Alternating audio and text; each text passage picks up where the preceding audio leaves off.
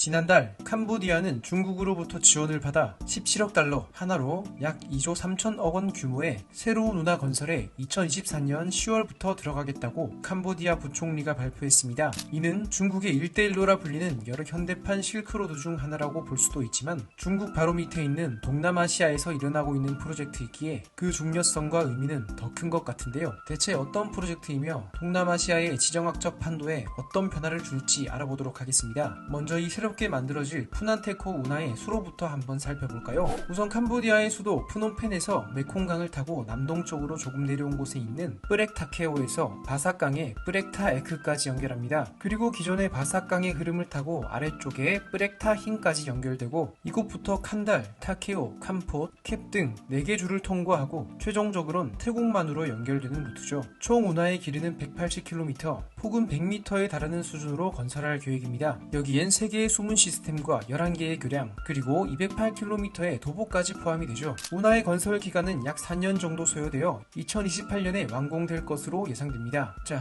그런데 이 운하가 동남아시아의 큰 쟁점이 되는 이유는 메콩강의 흐름을 바꾸기 때문이죠. 운하의 루트를 보셨다시피 메콩강의 흐름 가운데 새로운 물길을 만든다 보시면 될 것 같은데요. 이 메콩강의 수로를 보면 우선 중국 티베트 쪽에서 발원하여 미얀마, 라오스, 태국, 캄보디아, 베트남을 거쳐 바다로 이어지는데 이를 보면 인도 차이나 반도에 있는 모든 국가들과 관련된 강이란 것을 알 수 있죠. 총 길이 약 4,900km에 유역 면적만 8,000제곱킬로미터 정도로 즉 남한 땅의 7배가 넘는 동남아시아의 젖줄이라 볼 수 있습니다. 그렇다 보니 주변 동남아 국가들이 이 프로젝트 추진에 대해 큰 우려를 표하고 있는 상황이긴 합니다. 그럼에도 이 사업을 추진하는 데는 이유가 있을 텐데 이점은 과연 무엇일까요? 우선 캄보디아의 입장에서 보죠. 먼저 이 운하는 당연히 농업에 사용될 것입니다. 캄보디아의 땅과 열대 몬순 기후에 히말라야에서 내려오는 영양이 풍부한 메콩강의 관계 용수까지 더해지면 농작물 재배는 전혀 걱정할 게 없을 것입니다. 운하 지역 주변의 농지를 더욱 활성화시켜 더 많은 농작물을 생산하고 이 운하를 이용해 더욱 신선하게 농작물을 유통할 수 있겠죠. 또 농작물뿐만 아니라 모든 상품들을 더욱 저렴하고 효율적인 형태로 운송할 수 있게 됩니다.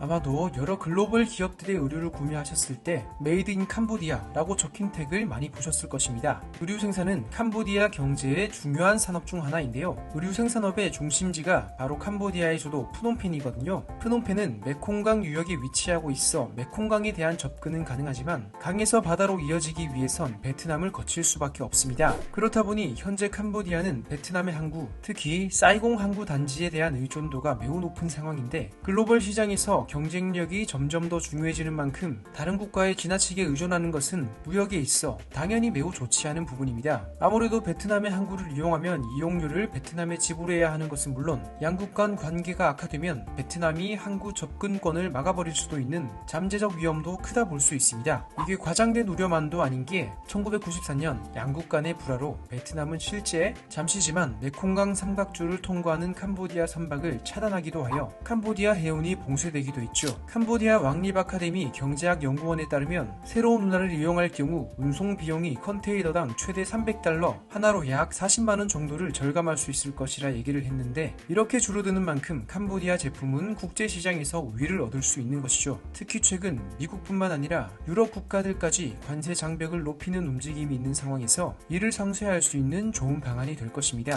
또 동남아의 경우 계절에 따라 강우량이 많이 다르잖아요. 그런데 국토 상당 부분을 지나는 운하가 있게 되면 우기엔 일정량의 빗물을 이 새로운 푸난테코 운하가 담을 수 있고 건기엔 이렇게 모인 물들을 지역 주민들에게 담수로 제공할 수도 있게 되는 것이죠. 또 강과 연결된 수도 프놈펜, 운하와 바다가 만나는 캡 지역, 항구가 있는 시아누크빌과 같은 주요 도시들을 발전시켜 나갈 수 있는 큰 이점이 있습니다. 무엇보다도 내륙의 강으로부터 타이만으로 이어지는 항구를 넣는다는 게 가장 큰 이점이지 않을까 싶네요. 이렇게 이점이 많지만 돈도 많이 드는데요. 앞서 말씀드린 것처럼 2조가 넘는 금액인데 1인당 GDP 2,600달러 수준의 캄보디아가 이 돈을 쉽게 구하긴 어려울 것입니다. 이를 해결해 주는 것이 중국인데 그렇다면 중국은 왜 여기에 투자를 할까요? 일단 경제적인 부분만 보면 캄보디아에 적용되는 이점과 비슷합니다. 중국도 이 운하를 이용해 베트남을 거치지 않고 메콩강을 이용해 바로 타이만까지 이동이 가능하니 효율성을 높일 수 있죠. 근데 이것만으로 이렇게 큰 돈을 투자할 리는 없겠죠? 조금 더 내용을 들여다보면 중국은 이 운하를 건설한 후 수십 년간 중국이 자유롭게 이 운하를 사용할 것으로 보입니다. 정확히 말하면 비용 부담의 대가로 수십 년간의 양허권을 얻게 되는 것이죠. 것이죠. 40년에서 50년 정도의 얘기가 나오고 있는데 보다 구체적인 협상 과정에서 그 기간은 확정될 것 같습니다. 이 때문에 국제사회에선 중국이 이 운하를 군사적인 목적으로 사용할 것이라 추측하고 있습니다. 중국이 이곳에서 군사적 영향력을 강화하려고 하는 또 다른 사례들도 있는데요. 2019년 7월 미국 월스트리트 저널은 중국 해군이 최대 30년 동안 캄보디아 림 해군 기지에 약 3분의 1을 독점적으로 접근할 수 있도록 허용하는 비밀 협정을 미국 관리들이 목격했다고 밝혔습니다. 또 2021년 캄보디아 국방부 장관은 중국이 림 해군 기지의 인프라 구축을 돕고 있음을 공식적으로 인정하고 여기에 아무런 조건이 없다고 주장했는데 아무 조건 없이 주변 국가 해군 기지 인프라 구축을 돕는다는 게 납득이 되시나요? 중국이 40-50년 정도 이 운하에 대한 이용권을 얻는 것은 사실일 확률이 매우 높고 여기에 중국이 개발을 지원하는 림 해군 기지 접근권에 대한 비밀 협정의 내용이 사실이라면 사실상 잠재적인 중국의 군사적 영향력은 타이완까지 확장이 되는 것이죠.